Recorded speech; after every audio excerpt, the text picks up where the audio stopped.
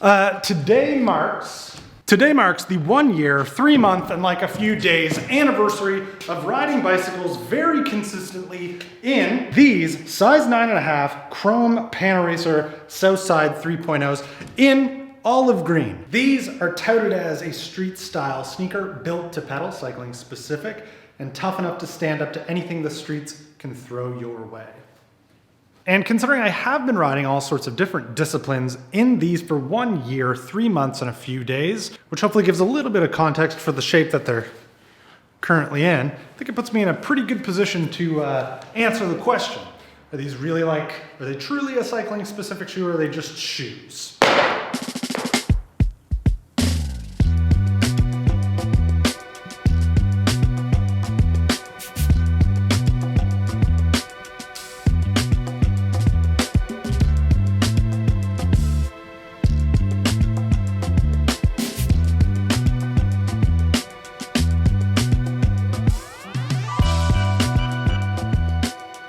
And if you're new here, it's only fair to disclose these were sent to me. I ride for Panaracer here on the channel. I like make videos with their tires, and they made the soles for this, so Chrome sent me a pair to try.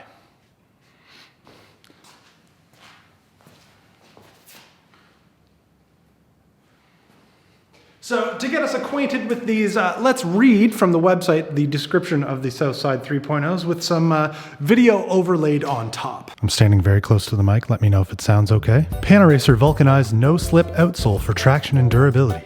Abrasion-resistant, hydrophobic nylon upper with leather heel detail. Elevated foxing for durability and protection.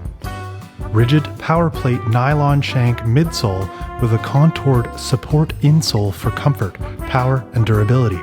Asymmetric heel detail for pedal protection.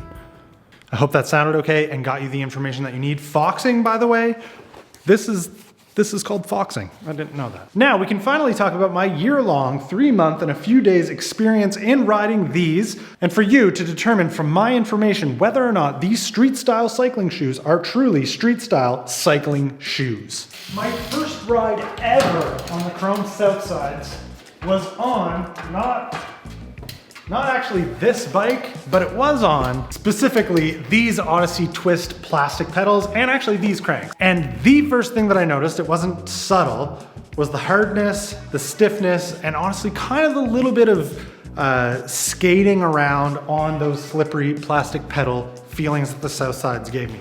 Mostly, I think because I have spent my whole life riding in like fashion style Vans. Like these can bend every which way. Like you could probably twist these around. Yeah, you can like twist these. You could twist these around. Like look, these are thin. You feel everything through these. So I'm gonna throw a lot of shoes in this episode. Because the Southsides are designed with durability in mind, and they have that plate in there, like you can't bend that plate and twist the shoe around like you could before. The plate only comes so far, so you actually can walk in these, but where your pedal is, it's hard, and the rubber's a little harder too. So on those plastic pedals, it was definitely a different sensation, a different feeling than the pins coming all the way through a pair of Vans. I didn't really love it at first, I'll be honest. You spend so much time wearing something that bends like a flip-flop on a pedal, you get used to that like feedback a little bit, and it sort of feels a little dull when you have something so stiff on. But like having such a stark difference between what I had been riding my whole life to what I was riding that day, at least made it really clear that there truly is a difference. Like this isn't this just isn't like a version of this. Like they're not interchangeable. This is a fashion shoe. So that was my day one initial impressions of riding these exact shoes, same ones. They're different than what I'm used to, harder sole, gonna need some, probably some metal pedals and metal pins to really get stuck in there. Now, with initial impressions out of the way, it's really important to discuss the break-in period of these. and what that is kind of like, because it friggin' sucked. Pretty immediately after getting these, I brought them on a trip as my only pair of shoes, naively underestimating all the cycling-focused features of the Southside, because I think stated specs and features on anything is a lie and that I know everything. It immediately became apparent on our first walkabout of town that this leather foxing, along with the tough outsole and the nylon shank, all add up to an above average rigid heel.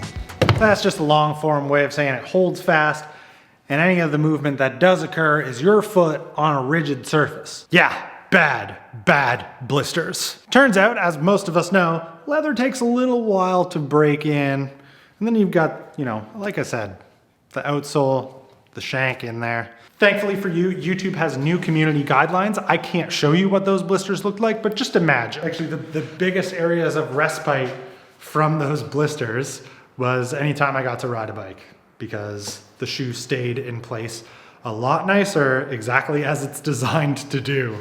Not aggravating the blisters.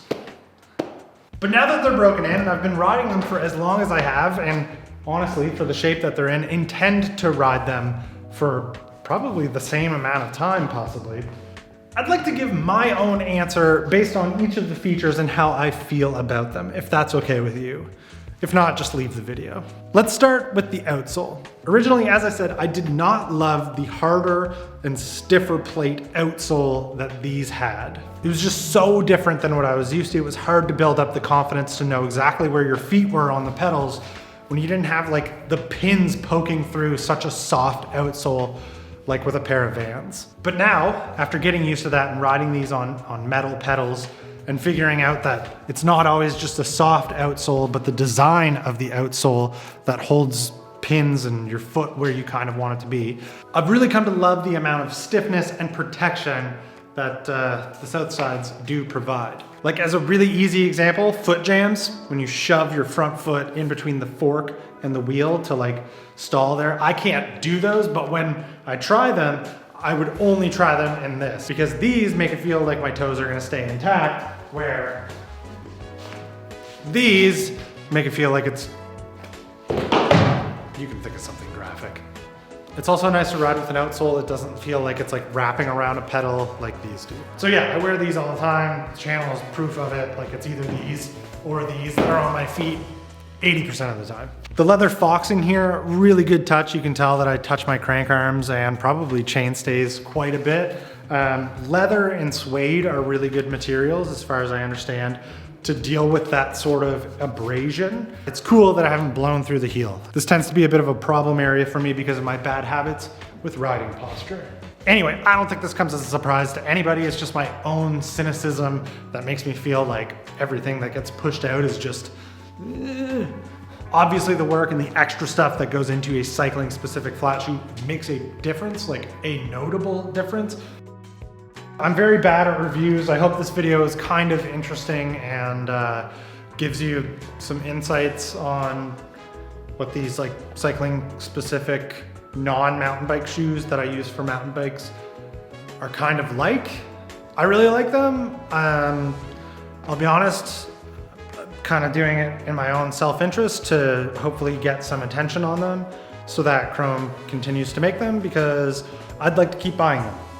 I'm not looking forward to breaking in another set or 3 sets or 4 sets, but because these have lasted as long as they have, I would selfishly like to continue to have the option to buy more of these. Actually, I didn't even mention it has like a little cushion on the heel, which I really like for when I jump off my bike riding BMX, land hard on concrete. It doesn't send shock waves up my body. Don't buy any size 9.5s, because that's my size and I want to be able to get them, and go check them out if you want. There's a link below, and if you buy it through my link, then I get like a little bit of money from it. And that's kind of cool. Bias review over.